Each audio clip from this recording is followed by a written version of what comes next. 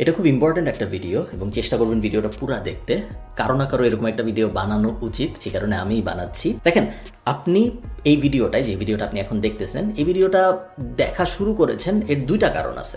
এক নাম্বার কারণ হলো আপনি এই চ্যানেলটা পছন্দ করেন এবং এই চ্যানেল থেকে যাই পাবলিশ হয় আপনার মোটামুটি একটা অ্যাবস্ট্রাক্ট ধারণা আছে যে কী ধরনের কন্টেন্ট এই চ্যানেল থেকে পাবলিশ হয়, এবং এই চ্যানেল থেকে মোটামুটি যাই পাবলিশ হয় আপনি ওইটা ক্লিক করেন। এটা এক নাম্বার কারণ। এবং সেকেন্ড কারণ হলো এই ভিডিওর টাইটেল এবং এই ভিডিওর থাম্বনেইল। থাম্বনেইল হলো ইউটিউবে যে ইমেজটা দেখা যায়, তাই না? এই টাইটেল এবং থাম্বনেইলে কিছু কথা লেখা ছিল, যে কথাগুলো লেখা থাকার কারণে আপনার ইউটিউবে যখন আপনি আসছেন, আপনি যখন ইউটিউবে ঢুকছেন আজকে, আপনার তো উদ্দেশ্য ছিল না যে আমি আজকে খালিদ ফারহানের একটা ভিডিও দেখবো, এটা আপনার উদ্দেশ্য ছিল না। আপনি র্যান্ডমলি ইউটিউব স্ক্রল করতেছিলেন, কিন্তু আমার এই ভিডিওতে টাইটেলে কিছু কথা লেখা ছিল এবং থাম্বনেইলে কিছু কথা লেখা ছিল, যেই কথাগুলোর কারণে আপনার এই ভিডিওটায় ক্লিক করতে ইচ্ছা করছে। ঠিক আছে, এই দুইটা কারণেই মূলত মানুষ ইউটিউবে আসে, বা ইন জেনারেল সোশ্যাল মিডিয়ার থেকে নিজেদের ওয়েবসাইটে ট্রাফিক ডাইভারশনও অনেকটা এই থিওরি মেইনটেইন করেই হয়। এবং এখানেই সমস্যাটা। আমাদের মধ্যে অনেকেই জানে যে একটা টাইটেলে বা একটা থাম্বনেইলে যখন ডলারের কথা থাকে, যখন টাকার কথা থাকে, তখন ওই টাইটেল বা ওই থাম্বনেইলে ক্লিক বেশি পড়ে। 20 বছর বয়সী একটা ছেলে মাসে আয় করেছে 7 লাখ টাকা, ঘরে বসে কিছু না জেনে আয় করুন 1 কোটি টাকা, ফ্রিল্যান্সিং করে মাসে আয় করুন $10,000।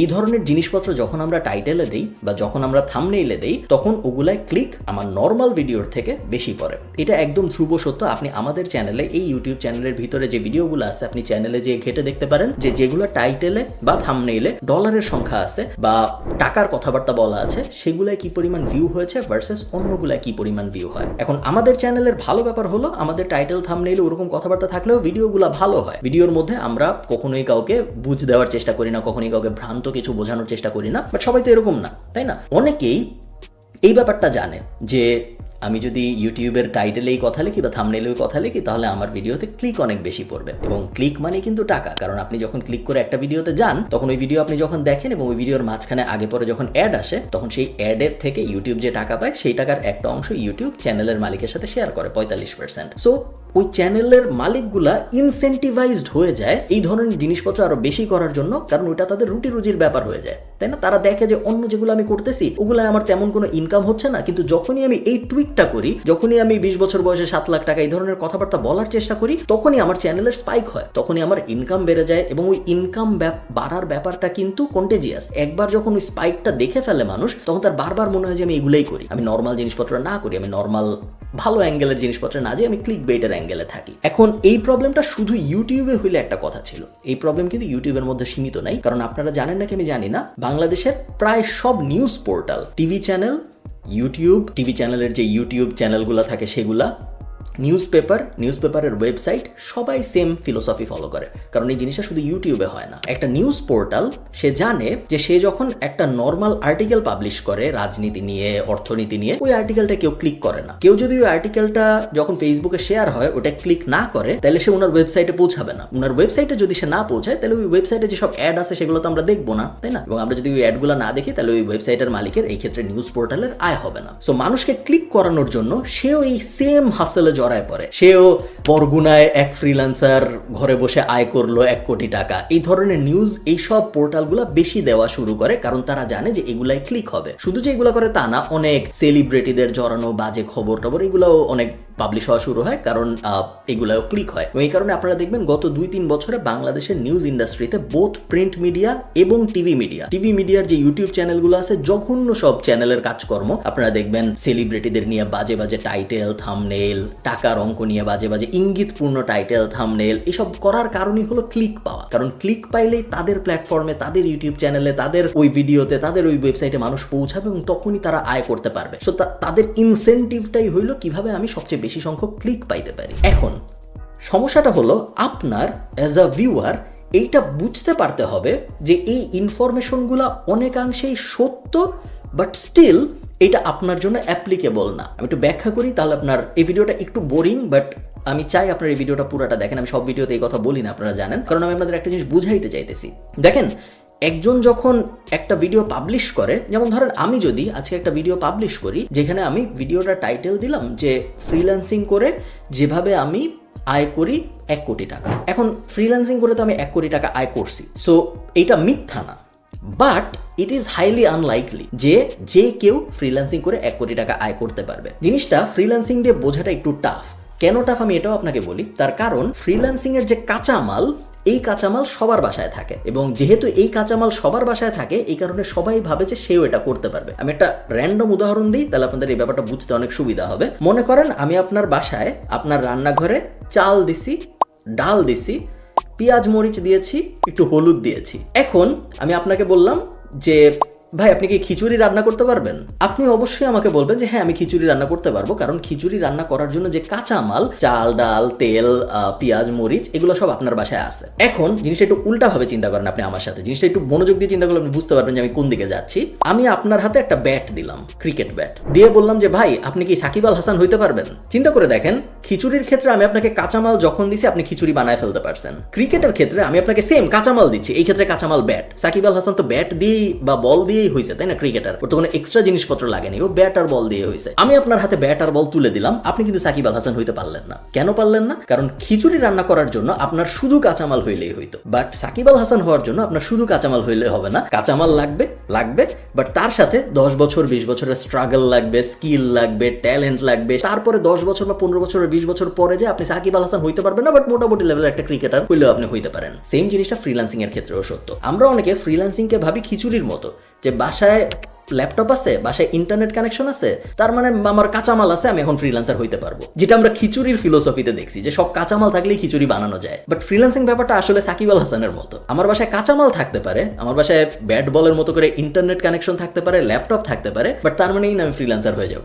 কারণ এই কাঁচামালের পরে আমার 10 বছরের স্কিল ডেভেলপমেন্ট লাগবে, আমার বুঝতে পারতে হবে দুনিয়াটা, আমার ইন্ডাস্ট্রি বুঝতে পারতে হবে, স্কিল শিখতে হবে, এবং তারপরে যে আরেকটা ভাইটাল জিনিস আমার পারতে হবে সেটা হলো সেল করার অ্যাবিলিটি। এখানেই ফ্রিল্যান্সিং এর ব্যাপারে আমার কমপ্লেন। দেখেন আমি আমার ক্যারিয়ার শুরু করছি ফ্রিল্যান্সিং দিয়ে। আমি ফ্রিল্যান্সার না এখন, আর অনেক দিন ধরে আমি ফ্রিল্যান্সার না, বাট 2012-13 দিকে যখন আমি ঢাকা কলেজে পড়তাম তখন আমি ধুমায় ফ্রিল্যান্সিং করছি, এবং ফ্রিল্যান্সিং করে আমার আয় রোজগারও ভালো হয়েছে, এবং প্যাসিভ জার্নালের অনেকগুলো কোর্সের মধ্যে ফ্রিল্যান্সিং নিয়েও একটা কোর্স আছে। বাট তারপরেও আমি বলবো ফ্রিল্যান্সিং কারোর জন্য একটা এন্ড ডেস্টিনেশন হওয়া উচিত না। তার কারণটা কি? ফ্রিল্যান্সিং ব্যাপারটা কি আপনি চিন্তা করেন। ফ্রিল্যান্সিং ব্যাপারটার মানে হলো আমি আমার নিজের সময় মতো ইন্টারন্যাশনাল কাজ করতেছি, বিভিন্ন ক্লায়েন্টের কাজ করতেছি, প্রজেক্ট ভিত্তিক কাজ করতেছি, লোকেশন ইন্ডিপেন্ডেন্ট। সো আমি কোথায় বসে কাজ করতেছি এটা আলোচ্য বিষয় না, আমি যেখানে ইচ্ছা বসে কাজ করতে পারি, এবং অ্যাজ লং অ্যাজ আমার যে ক্লায়েন্ট সে তার কাজ ডেলিভারি ঠিকঠাক মতো বুঝে পাচ্ছে, তার কোনো সমস্যা নেই, এবং সে আমাকে সাধারণত বিদেশি কারেন্সিতে টাকা দিচ্ছে, যেটা যখন কনভার্ট হয়ে যাচ্ছে তখন বাংলাদেশে অনেক টাকা হয়ে যাচ্ছে।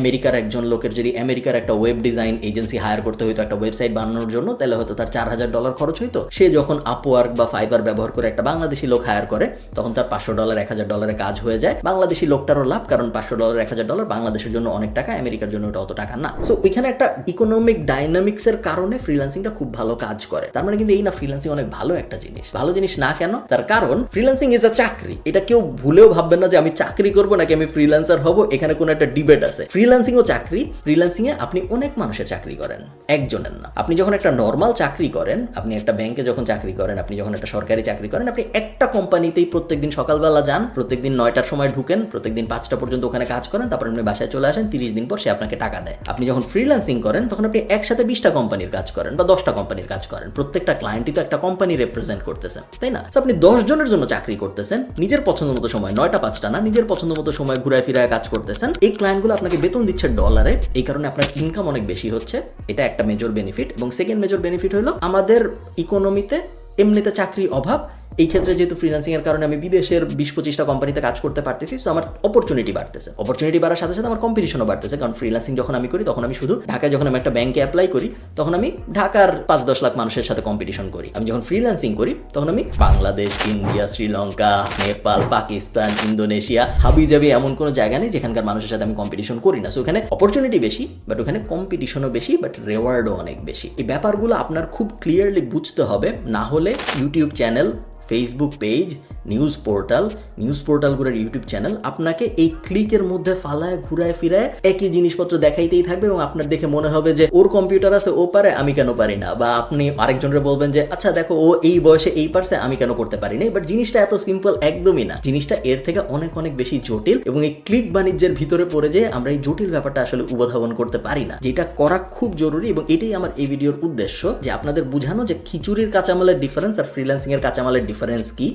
1, 2 নাম্বার, এই চটকদার টাইটেল দেখে, আবারও বলি টাইটেলগুলো কিন্তু মিথ্যা না, আমি খুব ক্লিয়ারলি জানি মিথ্যা না, কারণ আমাদের স্টুডেন্টরা করে, আমি নিজে করছি, ফ্রিল্যান্সিং করে মানুষের জীবন বদলায় গেছে, গাড়ি বাড়ি কিনছে, এরকম অনেক মানুষ আছে। বাট তার মানে এই না যে আপনিও করতে পারবেন, কারণ আপনার কাছে কাঁচামাল আছে।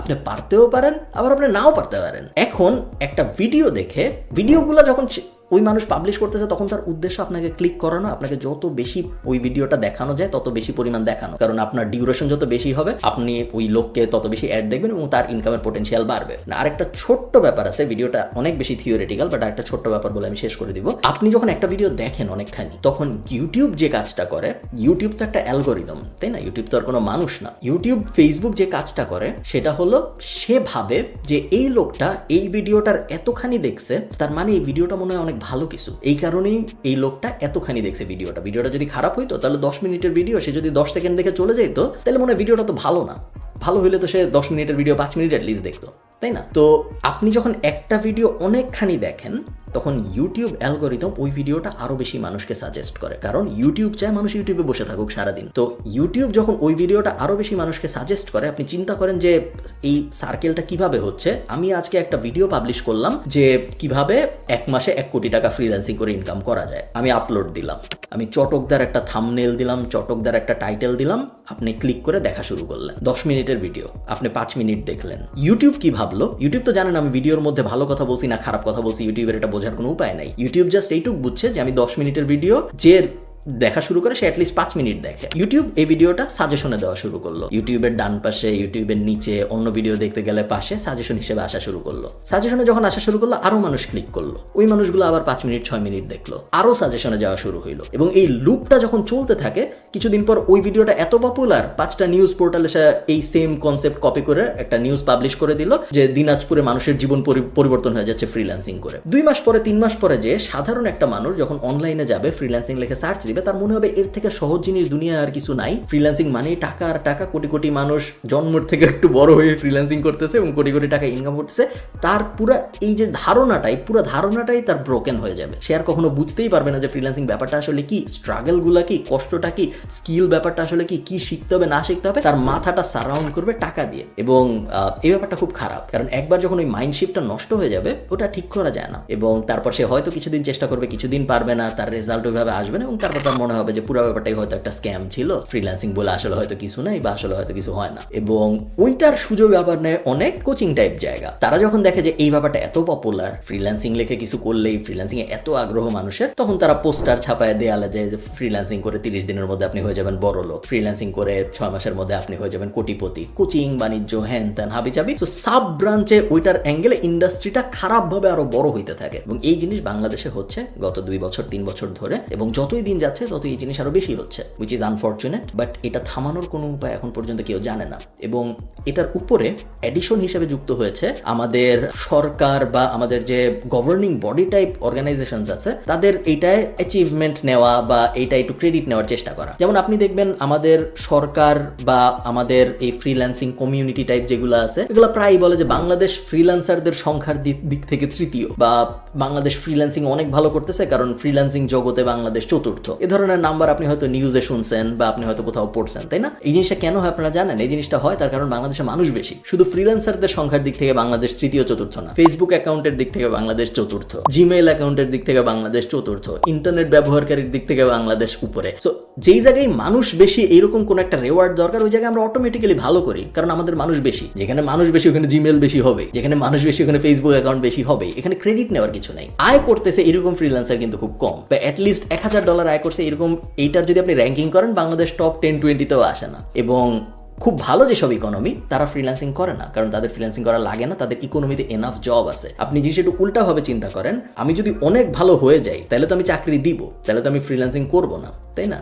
ফ্রিল্যান্সিং যখন আমি করতেছি তখন আমি একটা ক্লায়েন্টের কাজ করতেছি, এই দুজনের মধ্যে কে ভালো? ক্লায়েন্ট ভালো, এই কারণে তো আমার চাকরি দিতে পারতেছে, ও নিশ্চয়ই আরো অ্যাকমপ্লিশড, ও নিশ্চয়ই আরো সাকসেসফুল। সো এই ইকোনমির মানুষগুলো ফ্রিল্যান্সিং করার চেষ্টাই করে না, সো ওদের সাথে আমার কম্পিটিশনও না। সো আপনি ফ্রিল্যান্সিং করে করে আমেরিকা হয়ে যাবেন এই চান্স খুব কম, কারণ আমেরিকার মানুষজন ফ্রিল্যান্সিং করতেছেই না, ওরা উল্টা ফ্রিল্যান্সারদের হায়ার করতেছে। এই শিফটটাও আপনার বুঝতে হবে। অনেক কিছু বললাম আমি, মাঝে মধ্যে দেখলে আমার খারাপই লাগে যে মানুষ এই ভুল ধারণা পায়, এবং এই পুরো ব্যাপারটা আমি একটু খুলে বলতে চাইছিলাম আপনাদের যে কেন হয় এবং কিভাবে ছড়ায়। আশা করি আমি একটু হলেও বোঝাইতে পারছি আমার মাথার মধ্যে যেটা ছিল। চেষ্টা করবেন, আমি প্রত্যেক ভিডিওতে এই কথা বলি না, আপনারা জানেন, চেষ্টা করবেন এই ভিডিওটা একটু শেয়ার করতে, কারণ আমি চাই মানুষজন একটু বুঝুক যে ফ্রিল্যান্সিং বিষয়টা আসলে কি এবং এই ভ্রান্ত ধারণাটা কিভাবে আমাদের সমাজের ভিতরে ছড়ায় যাচ্ছে। আমাদের সমাজের অবস্থা এমনিতেই খুব খারাপ, যেখানে গরিবী অনেক বেশি, বেকারত্ব অনেক বেশি, 41 লাখ গ্র্যাজুয়েট বেকার বেরোচ্ছে, না 21 লাখ গ্র্যাজুয়েট বেকার বেরোচ্ছে। সো ওইরকম একটা ইকোনমির মধ্যে আপনি যখন এই ফ্রিল্যান্সিং টাইপ একটা মূলা ঝুলায় দেন, তখন ওই মূলা বেশি মানুষ খাইতে আসবে, এটাই স্বাভাবিক। এবং এই বিষয় নিয়ে ওপেনলি কথা হওয়া জরুরি, এই কারণেই আমার রিকোয়েস্ট থাকবে এই ভিডিওটা একটু শেয়ার করতে। ভালো থাকেন, সবার সাথে আমার কথা হবে পরের সপ্তাহে। টাটা।